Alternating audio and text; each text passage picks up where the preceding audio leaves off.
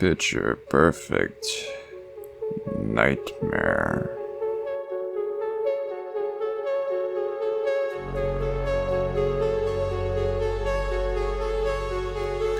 Sour ball. That's what Greg calls his English teacher, Mr. Sour. He's a real grouch. And now he just gave Greg a big fat F on his oral report. He didn't believe Greg's story about the camera Greg found last summer, about the pictures it took, about the evil things that happened. Poor Greg. He just wanted to prove old Sourball wrong. Now that he's dug up the camera, bad things are happening. Really bad things. Just like the first time.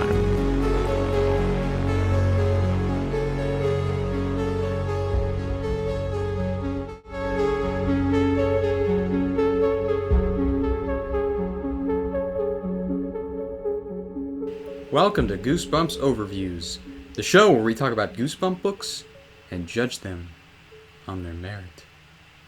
Tonight's episode is book number 44, Say Cheese and Die. Again. First of all, before we get into this, I have to say, look at this. Look at this book. This is the smallest book in the series. It's like half a book, really. R.L. Stine really must have had to get this book out because, good lord, man. I didn't even think it was an actual book in the series because of how small it was. Anyway, enough about remarks. Let's get into the cover. This is a freaking goofy-ass cover. Look at the first cover, okay? It's a little goofy, but it's a little spooky. I mean, you know why? Look at their eye sockets. Empty. Soulless.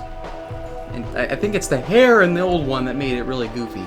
And then we get this one? It's like I'm watching a sitcom. The skeletons. What is this? It's like I'm watching a reboot of, insert generic 70s sitcom here. This cover is hilarious. The story, however, not as hilarious as you may believe from this goofy ass cover. Good lord, man. What have you done? This story returns the character Greg, and by God, this story is a retread. A retread of a retread of a retread. Good lord. Not to mention, the plot is stupid. Even by Goosebumps standards, the plot is stupid. Okay, so you remember Monster Blood 2? Yeah, this is Monster Blood 2, but with the evil camera. It is mind-numbingly stupid. Seriously. So, Greg has this new teacher, Mr. Sour. I hope I'm saying that right. Sour? Something along those lines. But everyone calls him Sourball because he's a real sourpuss, if you know what I mean.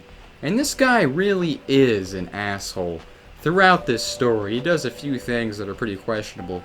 He bullies Greg, and even the kids are like, whoa man, you're going a little too far there. R.L. Stine goes out of his way to say this teacher is just devil incarnate. Basically, Greg has to give a report about what he did this summer. And you know what he did this summer? Yeah, that's right, say cheese and die. So, instead of embellishing the truth, making up some story, he decides to tell the teacher and the class in his report about the events of Say Cheese and Die, the evil camera. And of course, since this report's supposed to be based on a true story, he fails this immediately, getting a big fat F on that test. Okay, first of all, Greg, if you thought anyone would buy that, you are an idiot. Okay? You deserve that F, just for that. And then you're surprised when the teacher gives you an F and then says, well, I'll give you an A if you prove it by bringing the camera. Greg, you can't make ridiculous claims like this without proof. Not everyone's as retarded as you, okay? So yeah, that made me mad. Kinda stupid. So I'm going into this book thinking, this is really dumb. This plot is stupid. None of this should be happening. But guess what happens? Greg brings the camera back, and a whole new adventure ensues. Because Greg is an idiot. His friends, who returned from the last book, Sherry, Bird, and Michael, they're all smart because they say, hey, that's stupid. Take the F. And basically, he's all doing this because he wants to get good grades so he can go see his cousins in Yosemite. Which, it's kind of ironic because my cousins live in Yosemite, so kind of hits home with me. Not really. But yeah, stupid idea, stupid story. But I will give them something. The story actually takes a new angle with the camera, which I think is really good for how tiny this book is, and the fact that it started so stupidly. So it's got some good aspects to it, and it gets resolved in a smart, interesting way. And there's the twist at the end, which I like ambiguous endings, but endings like this just frustrate me. And I think it's trying to tell some sort of moral about not getting revenge, but by the sum of its parts, it's infuriating. Movies like, let's say, American Psycho, they do ambiguity pretty well. This, not so much. Why am I comparing a children's book to a rated R film? I don't know. I just am.